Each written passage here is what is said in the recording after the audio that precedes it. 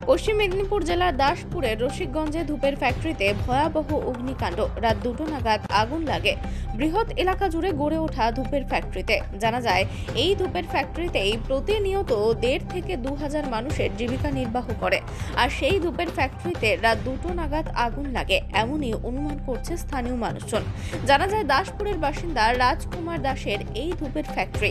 খবর পেয়ে ঘটনাস্থলে ছুটে আসে দমকলের 5টি ইঞ্জিন, তাতেও কোনোভাবে আগুন নিয়ন্ত্রণ করতে পারেনি। স্থানীয়দের দাবি, কোনো মতেই দমকলের ইঞ্জিনে আগুন নিয়ন্ত্রণে আনা সম্ভব নয়, এমনকি দমকল অনেক দেরিতে পৌঁছেছে বলেও জানান তারা। ধূপের ফ্যাক্টরির পুরো এলাকা আগুনে গ্রাস করেছে, কিন্তু কী কারণে অগ্নিকাণ্ড এখনো জানা যায়নি। ঘটনা আতঙ্কিত এলাকার মানুষজনেরা। দাসপুরের রসিকগঞ্জের ধূপ ফ্যাক্টরির বিধ্বংসী আগুন নেভানোর জন্য পুকুরে বসানো হয়েছিল পাম্প চালিয়ে পুকুর থেকে জল তুলে আগুন নেভানোর কাজে হাত লাগিয়েছেন দমকল ও স্থানীয় মানুষজন। এই ধূপ ফ্যাক্টরিতে কয়েকশো কর্মী রয়েছে, যারা কর্মহীনতার আশঙ্কায় আতঙ্কিত। কিভাবে আগুন লাগলো, কটা থেকে জ্বলছে? আগুনটা 2টো বাজতে 15 মিনিট বাকি, তখন আগুনটা লেগেছে। ভয়াবহ জ্বলছে। প্রচুর জ্বলছে, ফাটাফাটি, মানে প্রচুর, এত পরিমাণে মানে আগুন লেগেছে। প্লাস হচ্ছে প্রচুর, মানে বোমের মতো ফাটছে, এত ফাটছে, মানে সাংঘাতিক ব্যাপার। কিসের ফ্যাক্টরি এটা? এটা ধূপ ফ্যাক্টরি। কি নাম মালিকের?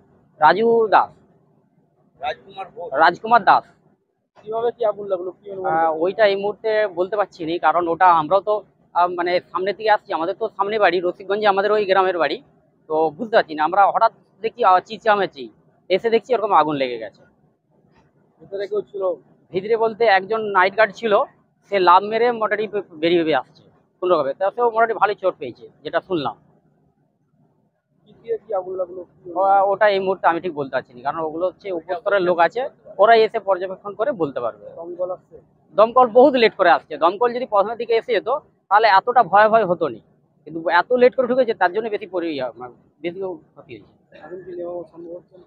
এই মুহূর্তে দেখছি তো, আপনারা তো দেখতে পাচ্ছেন যে কিরকম ভাবে জ্বলছে। তো এইটা আমি আর এই মুহূর্তে কি বলি, আপনি দেখতে পাচ্ছেন তো ভালোভাবে। কি নাম আপনার? আমার নাম অজয় পণ্ডিত, বাড়ি? বাড়ি রসিকগঞ্জ, এই গ্রামেই আমার বাড়ি।